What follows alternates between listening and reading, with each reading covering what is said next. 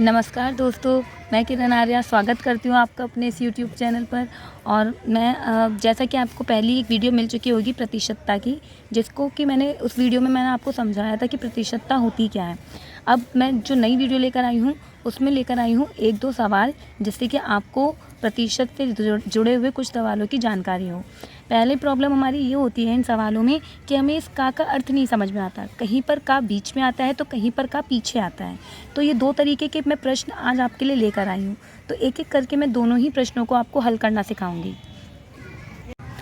तो टाइप 1 पे पहले मैं समझाऊंगी कि जब का किसी के बीच में आ रहा हो तो उसे कैसे सॉल्व करते हैं। जैसे पहले इस का अर्थ समझ लीजिए कि इस का अर्थ जब बीच में होता है ये का, तो इसका अर्थ होता है कि किसी चीज़ का गुणा करना। तो जब भी किसी संख्या में या किसी भी सवाल में बीच में का दिया होता है तो वहाँ पर हमें उसका गुणा करना होता है। तो हम सॉल्यूशन करेंगे। तो 500 का को हटा के गुणा 35। मैंने आपको प्रतिशत का मतलब क्या बताया था? प्रतिशत का अर्थ होता है बट्टे में 100 कर देना।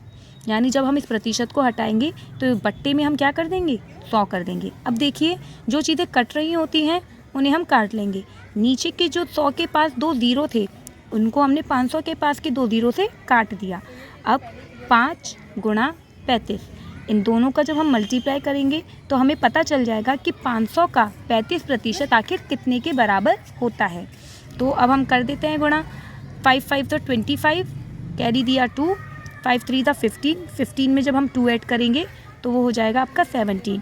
यानी 500 का 35% हमारा कितना होगा? 175। And this is our answer. अब आपको इस शायद इस काम में अब आगे कोई दिक्कत नहीं होगी जब का किसी भी नंबर्स के बीच में आता है कि 500 का 35% कितना है। अब इसी से जुड़ा हुआ एक सवाल मैं आपको देती हूँ और वो आप मुझे कमेंट सेक्शन पर आंसर करके बताइएगा। 200 का 20% कितना होगा? यहाँ पर भी आप ये मान सकते हैं कि कितना होगा। तो अब हमें नहीं पता था तो हमने क्या किया है, उधर का को सॉल्व करा है, यानी का को हटा के मल्टीप्लाई का साइन लगाए।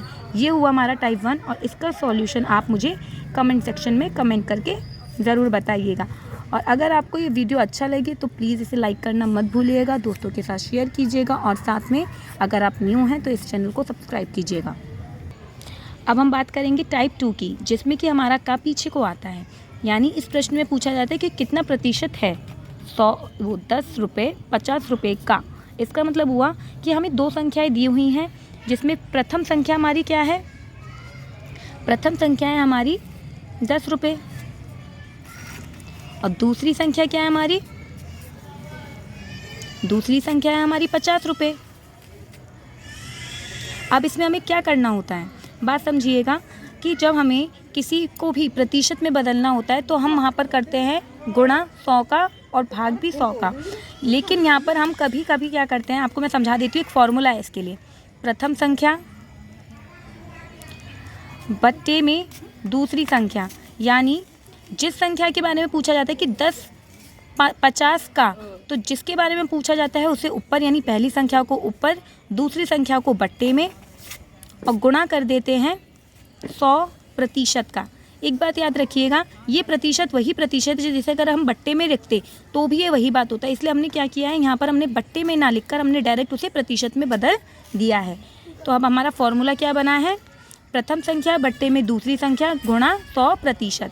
तो पहली संख्या थी हमारी 10, तो समझिएगा पहली संख्या थी हमारी 10 और दूसरी संख्या थी हमारी 50, गुणा में 100%।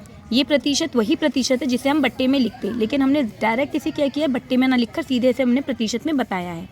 अब ये ज़ीरो से ये ज़ीरो कट जाएगा, बचा क्या हमारा 100% बट्टे में 5। तो 5 के टेबल से 100 कितनी टाइम्स कटेगा? 20 टाइम्स, क्योंकि 5 के टेबल में 10 2 बार आता है तो 100 कितनी बार आएगा? 20 टाइम्स। अब इसी से रिलेटेड एक क्वेश्चन मैं आपको देती हूँ, इसे भी आपको कमेंट सेक्शन में कमेंट करके मुझे बताना है कि आपको ये सवाल कैसा लगा और समझ में आया नहीं आया। तो 200 किलोग्राम 200